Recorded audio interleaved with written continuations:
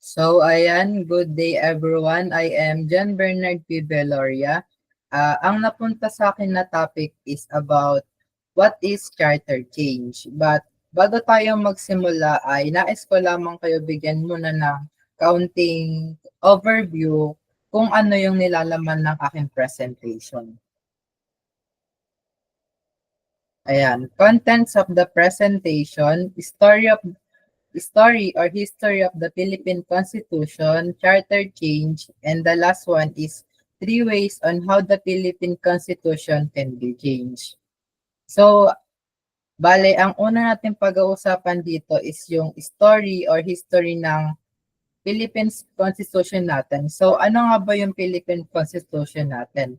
So, sa Tagalog, ang Philippine Constitution is tinatawag natin na Saligang Batas ng Pilipinas, wherein dito natin pag-uusapan kung saan nagsimula yung Saligang Batas ng Pilipinas. And ang pangalawang pag-uusapan is yung sa charter change or tinatawag din siyang Chacha. Alam ko mostly sa inyo is wala pang alam or may alam na dito. Pero pag-uusapan natin siya sa middle part ng aking presentation. And ang panghuli is yung sa tatlong paraan kung paano mabago yung saligang batas ng Pilipinas ngayon. So, let's start. Story or history of the Philippine Constitution. Bago ako magsimula ay nais ko lamang muna magtanong pero sa presentation na to is hindi na muna ako magtatanong kasi hindi siya face to face. So before ako na lang din yung magsasagot. Ayan. Before I proceed to the history of the Constitution, I want you to ask a question. Bakit kailangan ng isang bansa na magkaroon ng mga batas? Ayan. Kailangan natin ng mga batas kasi ito yung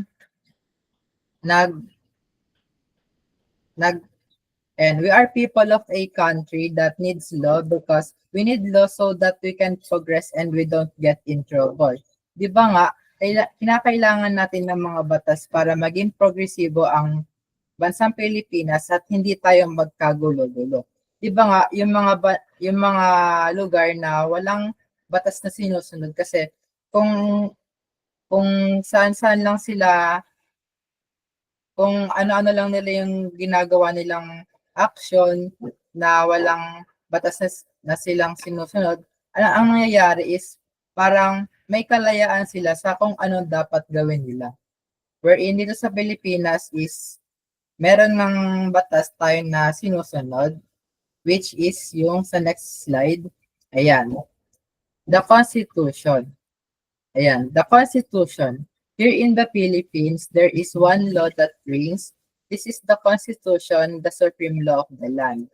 So, bale, ang Constitution daw ay dito sa Pilipinas, may isang batas na naghahari na tinatawag na Constitution or tinatawag siyang supreme law of the land. Sinasabi din dito na yung Constitution daw natin is angat siya sa ibang mga batas na dito sa Pilipinas wherein kapag gagawa ka ng bagong batas is kailangan na ibase mo dun sa constitution natin ngayon. So bakit nga ba siya tinawag na the Constitution or Supreme Law of the Land? Bakit nga ba siya naghahari or bakit nga ba siya yung pinakamataas na batas? Ayun. Ayan. Why the Constitution, supreme law of the land, is the highest law of the Philippines? Ayan. The first one is the Constitution is the foundation. Di ba nga, sinasabi dyan na ang Constitution natin is nagsaserve siya as foundation sa mga tao. Wherein, kung kapag wala yung saligang batas natin is parang Halimbawa, katulad na lang ng building, di ba? May foundation yon. Kapag walang foundation isang building, di ba? Anong mangyayari? Guguho ang isang building. Ganon din tayo. Kapag walang constitution ang Pilipinas, parang ang ending nun is magkakagulo-gulo tayo, tsaka ang consequences nun is parang hindi uunlad yung bansang Pilipinas. Ayan. Next is it details how the government should work. Ayan. Dito sa pangalawa na to, parang yung sa constitution daw natin, dito natin makikita yung kung paano ba nagpa-function yung isang government wherein, di ba nga, sinabi ni Doc Season na may tatlo tayong sangay ng pamahalaan wherein yung legislative, executive, pati judiciary. Ito kasi may iba't iba siyang function. May iba't ibang way siya kung paano mag-work yung isang specific na branch ng or sangay ng ating pamahalaan. Which is, we are going to talk about yung the third one is this also says that our government should be divided into 3 equal branches: legislative, executive, and judicial or judiciary. Ayan, di ba nga sinabi dyan na yung legislative, executive, at judiciary is pantay-pantay lang. Kumbaga, walang mas nakakaangat and walang mas nakakababa. Kumbaga, dito sa legislative, di ba sinabi nga dyan ni Doc Season na pantay-pantay nga yan. Sa legislative, sila yung tagagawa ng batas. Yung executive, siya yung part siya ng president, siya yung nag-a-approve ng batas, and judiciary, siya yung i-implement ng batas. Halimbawa, may hindi kasunod na batas, diyan ka mapupunta sa judicial or judiciary. And the last one is, finally, the Constitution is considered as the highest of the law of the Philippines because this is the law that lists our rights that can never be denied to us. Ayan. Ibig sabihin, itong panghuli na to is, sinasabi daw dito na yung saligang batas natin is, makakonsider siya na pinakamataas kasi ito yung naglilista ng ating mga karapatan. Ibig sabihin, yung mga karapatan na yon, hindi yun may pagtatanggi sa ating mga Pilipino. So, next. Ayan. In the history of our country, we have had at least 5 constitutions. These are the following. The first one, the 1899 Constitution or Malolos Constitution, Spanish. The second one is the 1935 Constitution or the Americans. And the third one is the 1943 Constitution from Japan. And the fourth one is the 1973 Constitution or the Ferdinand Marcos, under the Ferdinand Marcos Senior regime. And the last one is the 1987 Constitution after Ferdinand Marcos regime. So, isa-isahin natin yung history ng ating bansa about sa Constitution. Sabi daw dito, nagkaroon daw tayo ng 5 constitution sa Pilipinas.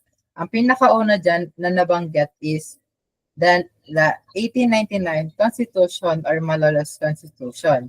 Dito, in-establish yung Republika ng Pilipinas and dala din ito yung pinakauna nating constitution noong nakalaya tayo sa mga Spanish. Diba nung sinakop tayo ng mga Spanish is parang wala tayong sariling batas na sinusunod, yung sa atin lang. And then after nung pagkatalo ng mga Spanish is parang nakapagtatag tayo ng isang saligang batas na sa atin, wherein ito nga yung 1899 Constitution or yung Malolos Constitution. Ayan. Next is the 1935 Constitution. Itong Constitution na to, dala nito yung yung kwento ng pagkalaya natin sa mga Americans. 'Di ba nga sinakop tayo ng mga Americans, ayan, pagkatapos ng 1935. Then next is the 1943 Constitution. Ito yung constitution ng puppet government ng Japan, wherein dito natin makikita yung kwento ng ating bansa noong World War II nung sinakop tayo ng mga Hapon. And then hindi na rin to nagamit nung natalo yung mga Hapon ng mga Hapon. Ayan.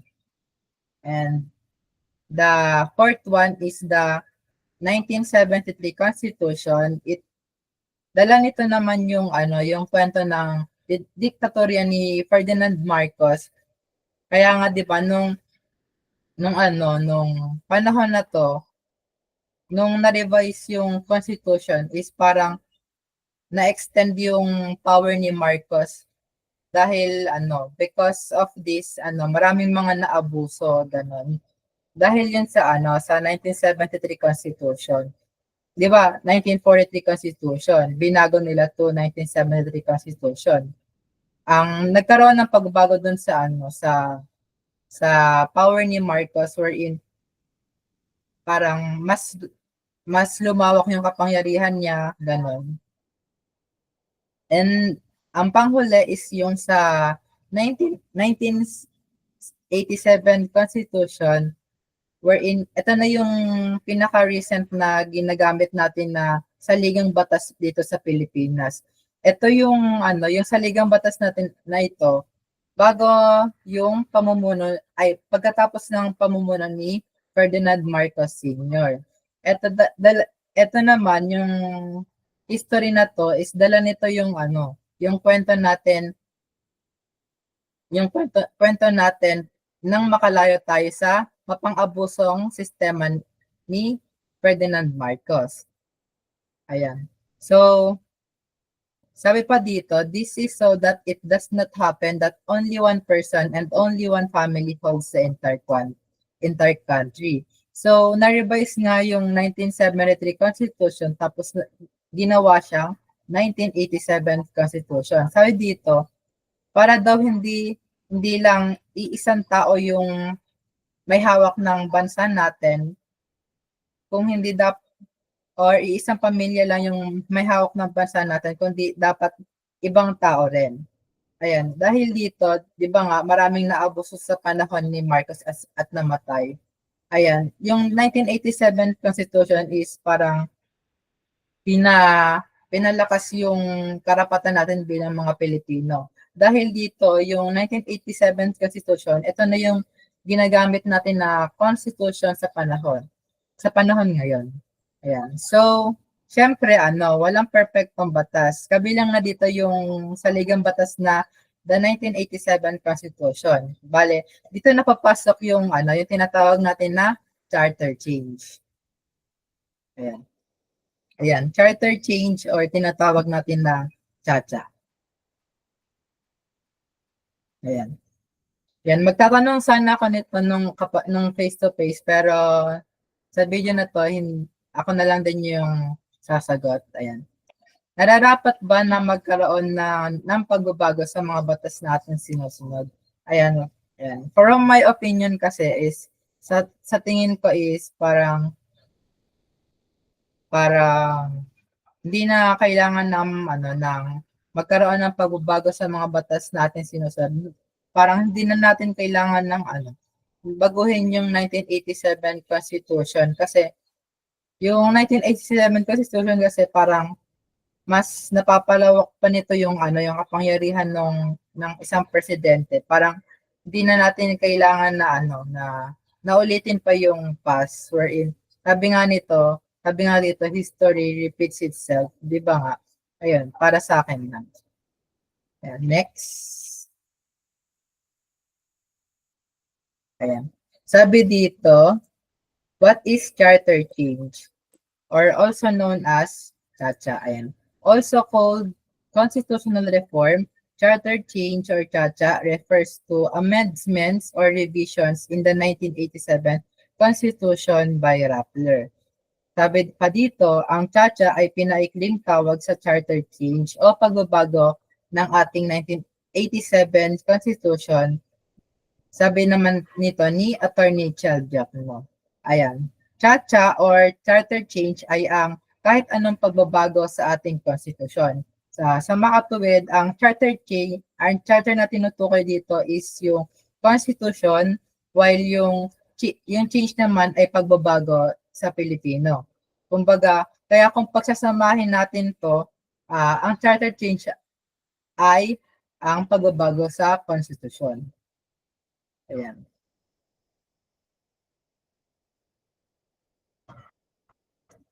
Three ways on how the 1987 Philippine Constitution can be changed. So, tapos na tayo natin napaliwanag yung sa charter change. Let's talk about the last topic, which is yung ito nga. Ayan. How can the 1987 Philippine Constitution be changed? Ayan. According to retired Supreme Court SC Justice Vicente Mendoza, there are three ways on how the 1987 Philippine Constitution can be changed. These are the Constitutional Assembly or tinatawag na CONAS, Constitutional Convention or CONCON, and the last one is the People's Initiative. So, bigyan natin ng pahapyaw yung tig-isang ways kung paano mabago yung constitution natin. Ayan. Punta muna tayo sa pinakauna, which is yung Constitutional Assembly. Ayan. Constitutional Assembly or CONAS, Congress itself will gather and convene to propose changes to Constitution. Ayan. This body can propose both amendments and revisions of the law. In order to have CONAS, the Congress, through a vote of 3/4 of all members, can convene into CONAS. Ayan. Dito sa CONAS, dito magkakaroon ng pagtitipon ang Kongreso. Tapos sila ang magpropose ng mga pagbabago sa ating mga batas o yung ating Constitution ngayon, which is yung 1987 Constitution. Sabi pa dito, ibig sabihin, di ba, Congress, ayan, ibig sabihin mga senador at congresswoman or congressmen ang mismong gagawa ng proposal. Ayan, sabi pa dito, sabi pa dito, in order to have CONAS, kinakailangan na 3/4 or 75% ng Kongreso ay aprobado ito. Kumbaga, kung hindi aprobado yung buong Kongreso na magkaroon ng CONAS, hindi 75% ng Kongreso ay aprobado. Ibig sabihin, hindi rin magkakaroon ng Constitutional Assembly. Ayan. Next is Constitutional Convention or CONCON. Dito naman, a CONCON is made up of elected delegates and can propose amendments and revisions. We will choose representatives or delegates from the society who will form a group and propose changes to the Constitution. Ayan. Dito naman, sinasabi dito na ang CONCON ay Constitutional Convention. Ang ibig sabihin ng convention is pagtitipon. Bale, magkakaroon ng pagtitipon, and then sa pagtitipon na ito, dito na magpropose ng mga pagbabago sa ating constitution. So, sino-sino nga ba yung kasama sa Constitutional Convention? 'Di ba? Ayan. Sino-sino nga ba yung mga kasama dito? Next slide. Ayan. CONCON includes representatives of various sectors of society such as academia, economists, business, labor, urban poor, farmers, and fisherfolk, and indigenous people. Congress, by a vote of 2/3 of its members, can call for an election of its members. So, sa ilalim ng Constitutional Convention, ang mapapasama dito is pagbobotohan ng taong bayan at i-appoint ng Pangulo. Bale, pipili tayo ng representatives o delegates mula sa taong bayan na siyang bubuo naman ng grupo at magpo-propose ng babaguhin sa konstitusyon. Kasama sa CONCON ang kinatawan ng iba't ibang sektor ng ating lipunan. Gaya na lamang ng, ayan nga, yung sa PowerPoint presentation, academe, economists, business, labor, urban, poor, farmers, fisher folk, and at indigenous people. Ayan. Itong mga representative na to at appointee ng Pangulo ay dapat ay hindi member ng Kongreso o kaya dapat hindi mga nakaupong politiko. Kasi di ba nga, nung napag-usapan natin is yun sa CONAS, di ba? Yung mga kailangan lang doon is mga Congress. Ito naman sa CONCON, kinakailangan na walang Congress or walang senador or walang congressman at congresswoman ang mapupunta dito. Ideally, ang mga kasama dito sa convention is na ito ay mga taong nire-representa ang ating mga interes. Ibig sabihin, mga interes ng taong bayan, hindi interes ng mga politiko. Kaya nga, kagaya nga ng sabi ko kanina, ayan, para daw magkaroon ng constitutional convention, kinakailangan aprobado ito ng 2/3 ng Kongreso, which is yung yung House pati yung Senate. Kung hindi aprobado 'yun ng Kongreso, hindi magkakaroon ng constitutional convention. Ayan. So the last na way para mabago yung constitution natin is yung People's Initiative. Ayan. From the word itself, people, API is made up of society and can propose both amendments and revision of the Constitution. A people's initiative can only propose amendments through a petition of at least 12% of the total number of registered votes according to Article 17 of the Constitution. The process is provided in Republic Act 6735 or the Initiative and Referendum Act. Ayan. So, dito, nasa pangalan na rin ito kung sino yung magpo-propose ng mga pagbabago sa ating Constitution, which is yung mga tao. Ayan. Sa People's Initiative, ang mga tao ang magsisimula ng petition. Halimbawa, magkakaroon ng petition sa People's Initiative kung saan naroroon ang pagbabago ng konstitusyon na gusto nilang mangyari. Kumbaga, magkakaroon ng petition, tapos sa petition na yon is parang nandun na din yung gusto nilang baguhin sa ligang batas natin. Ayan. Ang requirement naman dito ay dapat at least 12% ng lahat ng mga botante dapat nakapirma sila dun sa petition. Kung hindi sila hindi 12% yung nakapirma dun sa petition, bale parang mababasura yung People's Initiative kasi ang requirement nga is dapat at least 12%. Ayan. Sabi pa dito, hindi pwede ang mga pirma dito is galing sa mga iilang distrito lang o district. Ibig sabihin, dapat at least 3% ng bawat district sa buong bansa is nakapirma dito. Halimbawa, sa Luzon, ilan yung district doon? Dapat 3% ng bawat district doon is nakapirma. Ganon din sa Visayas. Dapat sa lahat ng district sa Visayas is nakapirma lahat ng 3% ng bawat district sa Visayas is nakapirma. Ganon din same siya sa Mindanao. Ayan. Ayan. Sabi pa dito sa presentation, after the proposal of change to the 1987 Constitution, using any of these three ways, what will happen next? Nagkaroon na ng proposal, ng proposal gamit yung alin man doon sa tatlo, yung constitutional Assembly, Constitutional Convention, and the last one is People's Initiative. Alin man dun sa dalawa, di na-aprobahan na yon. Ano na mangyayari? Ito na yung mangyayari. Magkakaroon ng plebiscite or plebiscito. Sabi dito, plebiscite comes from the Latin word pleb and situm. Why, ibig sabihin ng pleb is people of the nation and situm, decree, decision, or utos. Ayan.